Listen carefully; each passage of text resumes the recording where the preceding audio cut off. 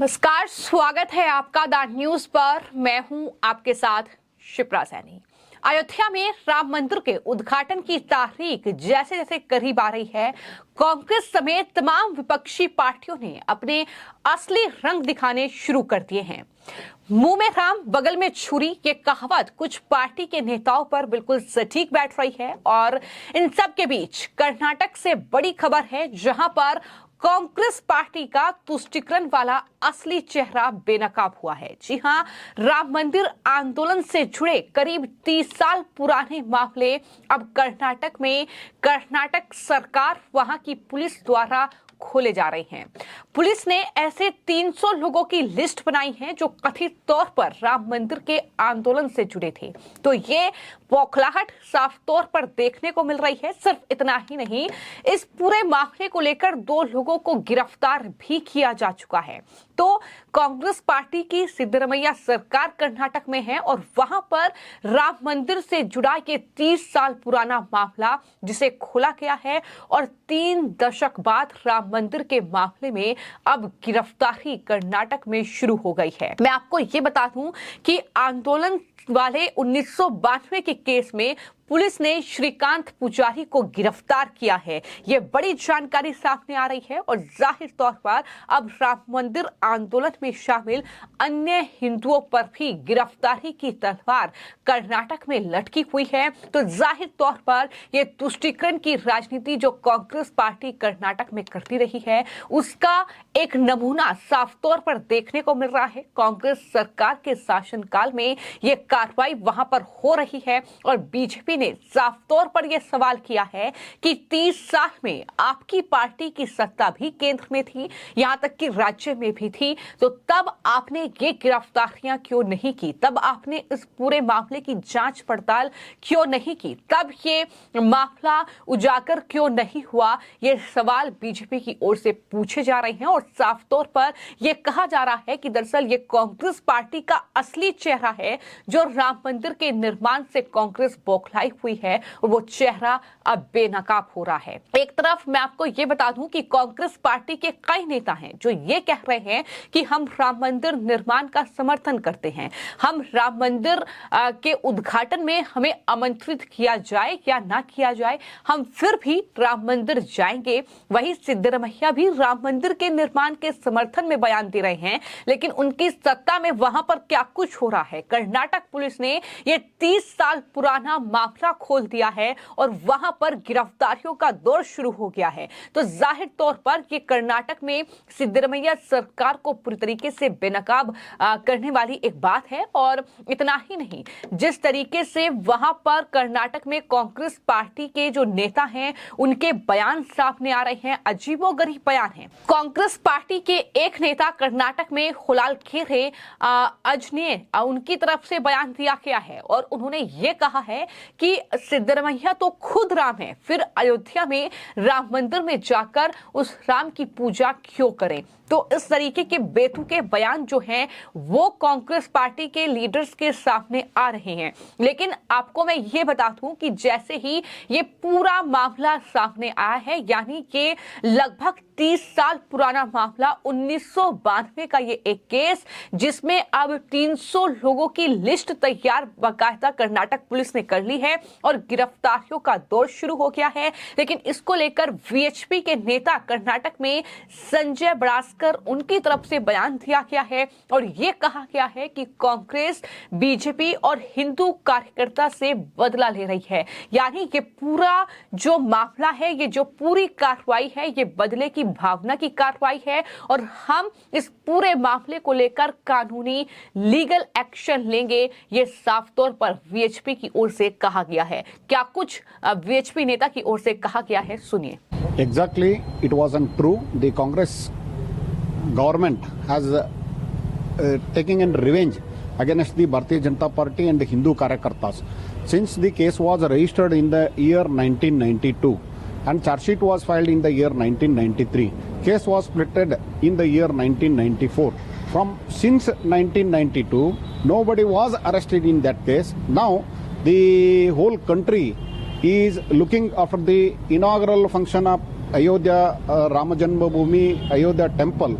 this time the Congress government of Karnataka is taking in revenge against the Rama Janmabhoomi Hindu Karyakartas. What is your VHP's next step? Will take legal consequences in a court of law. Will challenge the case against the Karyakarta who was taken in participation was in 1992. Will approach in court of law. Will take legal action against those who have arrested. तो जाहिर तौर पर ये पूरी जो मामला सामने आया है, जिस तरीके से IANS की एक रिपोर्ट सामने आई और उसमें ये बताया गया कि पुलिस विभाग ने एक विशेष टीम को इकट्ठा किया है और इस टीम ने 1992 के राम मंदिर आंदोलन से जुड़े सभी मामलों में संदिग्धों की एक लिस्ट तैयार की है। मैं आपको ये बता दूं कि इस आंदोलन में दरअसल कुछ जो कट्टर लोग थे उनकी हिंसा की वजह से हिंदू मुस्लिम यानी दोनों पक्षों के बीच सांप्रदायिक संघर्ष हुए थे और इसी लिस्ट में 5 दिसंबर 1992 को हुबली में एक मालिक नाम शख्स की दुकान में आग लगाई गई थी और इस कथित आगजनी को लेकर ही श्रीकांत पुजारी को हुबली पुलिस ने गिरफ्तार किया है। पुजारी इस मामले में तीसरे आरोपी हैं। पुलिस इस केस में अन्य 8 लोगों की भी तलाश कर रही है। 300 लोगों की लिस्ट तैयार की गई है। पुलिस का दावा है कि ये लोग 1992 और 1996 के बीच हुए सांप्रदायिक दंगों से जुड़े हुए हैं। तो किस तरीके से कांग्रेस पार्टी ये बदला ले रही है, ये साफ तौर पर कर्नाटक में देखने को मिल रहा है, जब वहां पर इतने पुराने मामले में दरअसल अब जाकर वो केस खोले जा रहे हैं, अब जाकर उन संदिग्धों की पहचान की जा रही है और इस तरीके से गिरफ्तारियों का दौर शुरू हो गया है। लेकिन इसको लेकर कर्नाटक बीजेपी के नेता महेश की ओर से ये बयान दिया गया है कि 31 साल से कांग्रेस कहां पर थी। जब कांग्रेस की सरकार थी तब आखिर गिरफ्तारियां क्यों नहीं हुई, अभी अरेस्ट करने की जरूरत क्या है। कांग्रेस को अच्छा नहीं लग रहा है कि राम मंदिर का उद्घाटन हो रहा है, क्योंकि कांग्रेस पार्टी सिर्फ और सिर्फ तुष्टीकरण की राजनीति ही जानती है। क्या कुछ बीजेपी नेता की ओर से कहा गया है, सुनिए।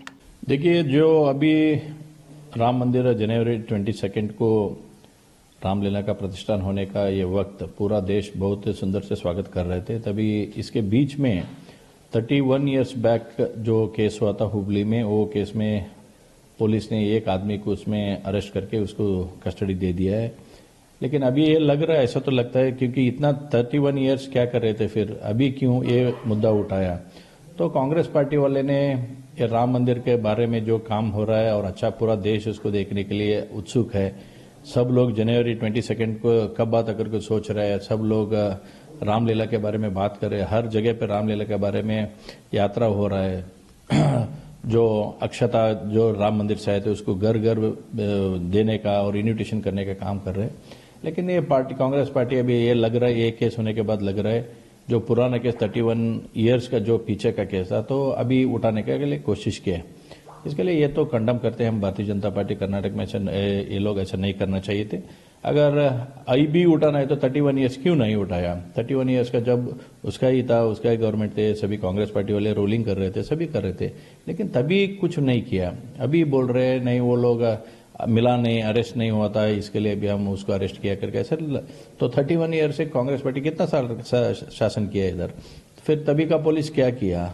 अभी अरेस्ट करने का जरूरत नहीं था। अगर कुछ ऐसा कुछ है तो भी पुलिस स्टेशन बुला के, आप बहुत ज्यादा केसेस रहे थे, बुला के उसको समझा के भेज देना चाहिए, नहीं तो उधर जो प्रोसीजर है उसको कर देना चाहिए।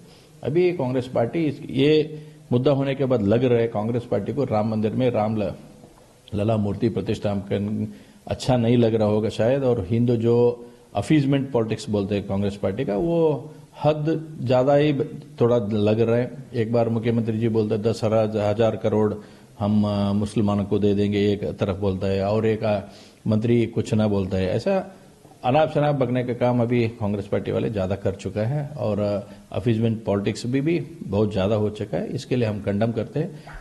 भारतीय जनता पार्टी कार्यकर्ता हो या विश्व हिंदू परिषद या बजरंग दल कार्यकर्ता, ऐसा आप पुलिस स्टेशन को लेके और डरने का काम नहीं है। सब लोग, हमारा भारतीय जनता, मेरे को पकड़ के मैं बोलता हूँ, हम ऐसा बहुत समझ ऑलरेडी हम लोग सहन चुका है, ये तो सहने का काम नहीं है।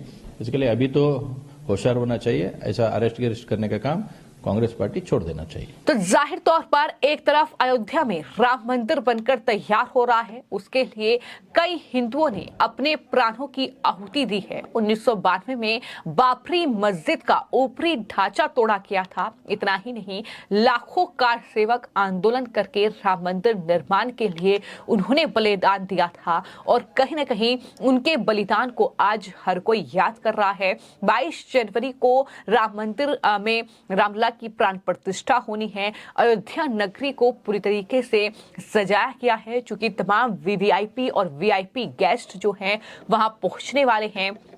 लेकिन जिस तरीके से इस पूरे मामले को लेकर राजनीति हो रही है और जिस तरीके से ये लगातार बयानबाजी का दौर चल रहा है, जाहिर तौर पर यह दिखा रहा है कि कहीं ना कहीं राजनीतिक जो घमासान है वो लगातार इस पूरे मामले को लेकर हो रहा है। लेकिन अब कर्नाटक पुलिस की मजबूरी है, चूंकि कर्नाटक में कांग्रेस पार्टी की सरकार है, सिद्धरमैया वहां मुख्यमंत्री हैं और किस तरीके से वो काम कर रही है सरकार के लगातार हमने योजनाओं में देखा है। तमाम जो योजनाएं जो एक विशेष वर्ग को साधने के लिए वहां पर चलाई जा रही हैं, तो कुल मिलाकर यही वजह है कि एक तो बदले की भावना से कार्रवाई और दूसरा तुष्टीकरण की राजनीति करने वाली कांग्रेस पार्टी जाहिर तौर पर यही वजह है कि इस तरीके से ये कार्रवाई करने पर मजबूर हो रही है। फिलहाल आपकी इस पूरे मामले को लेकर क्या राय है, हमें कमेंट बॉक्स में जरूर लिखें। धन्यवाद।